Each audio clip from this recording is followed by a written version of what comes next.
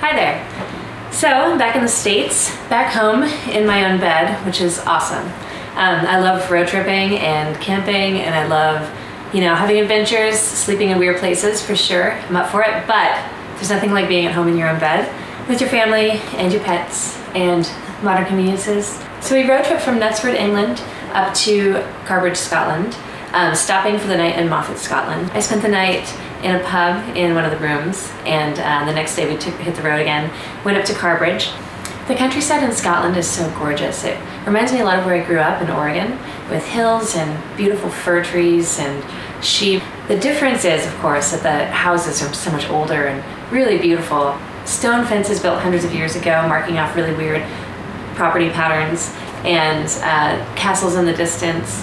There was fields and fields of heather everywhere, which is really gorgeous to look at, especially when you're sort of dozing in the back seat of a car for hours, nothing to do.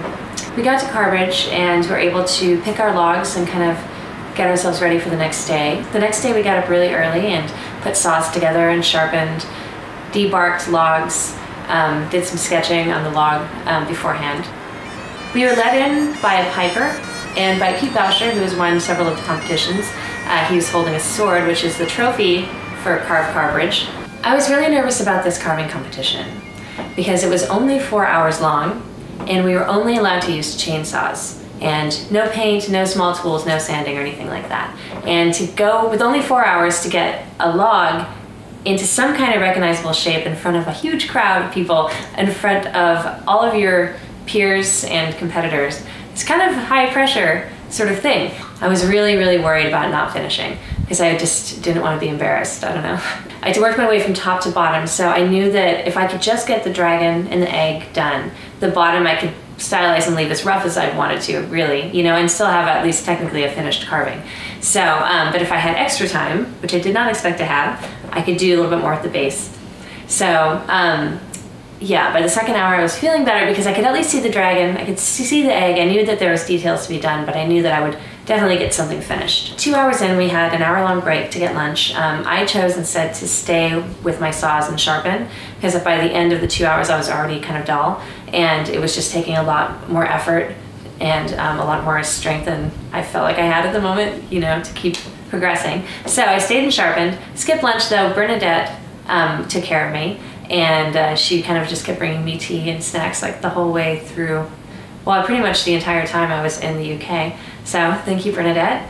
I do like to be mothered. So we started the second half, and at that point I was just using the light little detail saw and doing kind of the fun stuff. So definitely my energy picked up and I was able to get the dragon done, get even the holes under his neck, under his tongue done, add scales, add the little sort of razor spikes down his back, and found that I still had maybe like 30 minutes left over, which I did not expect to have. So I decided to go for it and I cut out sort of like a cobblestone brick base and was able to get all of it done. That was really all I was hoping for, so I felt really like accomplished at the end of it. I was completely surprised by the fact that I actually enjoyed myself and that the speed part of the competition was actually really fun.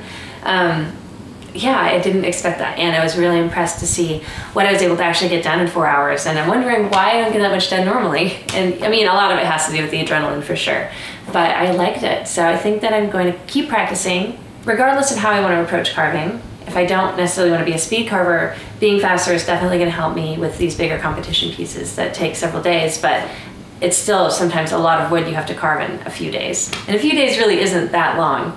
At the end of the competition, we were all incredibly exhausted and went back to our little respective temporary homes. Some of us stayed at the hotel, some of us stayed up at the cabin, that's where I was, with a bunch of other carvers. And we had one working shower that was either boiling hot or freezing cold, so we all took very fast showers and rallied for the Ceilidh.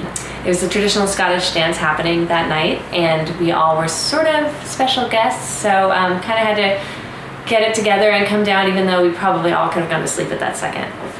I didn't know how I was going to hang out, but the moment I had a Guinness or two and started dancing, I woke up and I had the best time ever. I got to dance with a guy in a kilt. Johnny Stableford, he's another carver, he was in the competition. He was dressed up in his man's skirt and showed me how to do, I think it's called the Canadian Barn Dance. It's a Scottish dance called the Canadian Barn Dance. It was really, really, really fun. There was a band playing accordion, violin, bagpipes, guitar. There's people singing, doing covers. It was a really fun evening, something I think I'm going to remember for a long time.